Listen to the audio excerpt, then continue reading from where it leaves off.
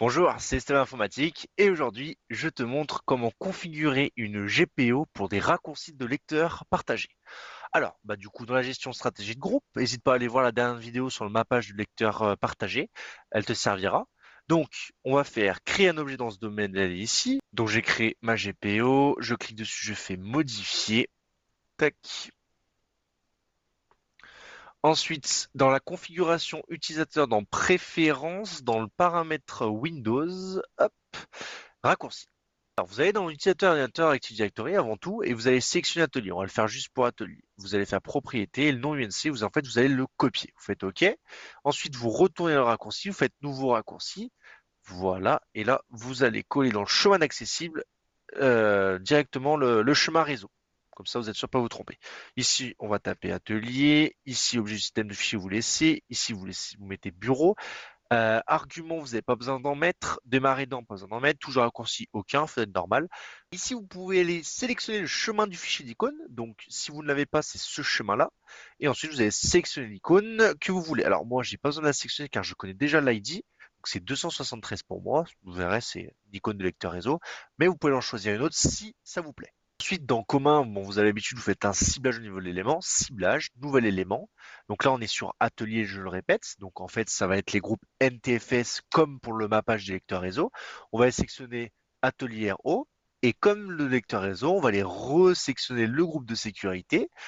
On va aller choper NTFS atelier RO cette fois-ci. Donc on a bien RWRO. Et attention, on vérifie bien le et qui est ici, on le remplace par un ou pour que ce soit l'utilisateur, soit dans le groupe RW Atelier, soit il est dans le groupe Atelier RO.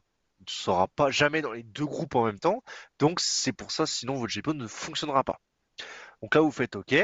Une petite description si vous le souhaitez. Ensuite, vous faites appliquer et OK. Je vais faire celle du partage en off, mais je pense que vous aurez compris. À la place du ciblage à l'élément, on mettra pas de groupe NTFS, mais le groupe utilisateur du domaine, comme tous les utilisateurs du domaine, ont le droit d'avoir accès au lecteur partagé partage, donc au raccourci partage. Alors, avant d'aller vérifier sur un utilisateur que la GPO fonctionne, vous vérifiez bien que voilà, la GPO soit en lien activé. Si la GPO est en lien activé, elle fonctionnera. Sinon, elle ne fonctionnera pas. Et ici, bien sûr, vous allez vérifier dans utilisateur, dans votre utilisateur que vous allez servir, qu'il est bien membre des bons dossiers. Donc là, il est bien membre de NTFS Atelier RW. Donc la GPO devrait se mapper. Hop, donc on se retrouve bien sur la session de Monsieur Riner. Donc voilà, bien ça. J'ai redémarré bien sûr avant pour que la GPO s'applique. Et là, on retrouve bien nos deux raccourcis juste ici, partage et atelier. Donc en fait, c'est exactement les mêmes accès, c'est juste qu'ils sont sur le bureau. Et même chose, si quelqu'un supprime le raccourci, au prochain redémarrage du PC, le raccourci se remettra automatiquement.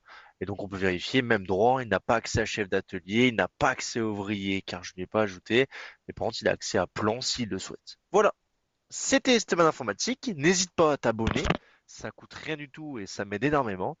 Voilà, si tu as des questions, des remarques, dans l'espace commentaire. Allez, merci.